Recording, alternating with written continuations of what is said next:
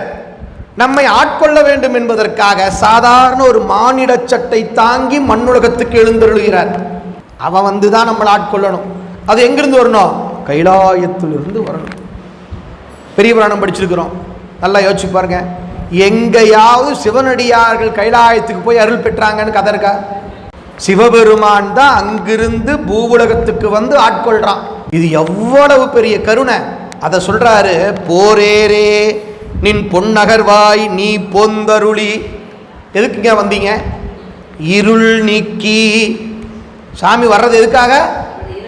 நம்முடைய இருள் எனப்படும் ஆணவத்தை நீக்குவதற்காக. நாம் என்ன பண்றோம்? சீச்சி போ போ போ, பிச்சையெல்லாம் கிடையாது. சுவாமி பிச்சாடனர்.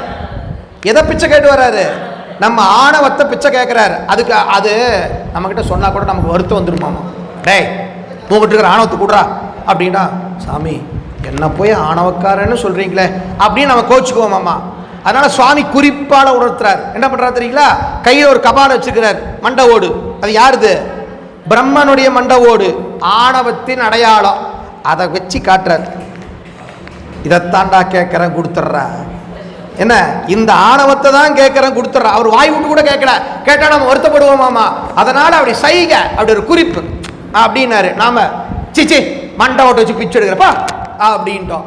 சாமி பார்த்தார், சரி இப்பிறவி தப்பியது, உனக்கு மீண்டும் எப்பிறவியோ, போயிட்டார். நல்லா யோசிச்சு பாருங்க. திரும்பி எப்போ வருவார் யாருக்கு தெரியும்? எழுகடல் மணலை அளவிடல் அதிகம் எனது இடற்பிறவி. கொஞ்சம் நஞ்சமா நம்முடைய பிறவி வா. ஆனா அவருடைய கருணை இருக்குது பாருங்க. எதுக்கு சார் வந்தான்? இருள் நீக்கி, நம்முடைய ஆணவ மலத்தை நீக்குவதற்காக வந்தான். எப்படி வந்தான் தெரியுமா? வாரேறு இளமென் முளையாளோடு உடன் வந்தருள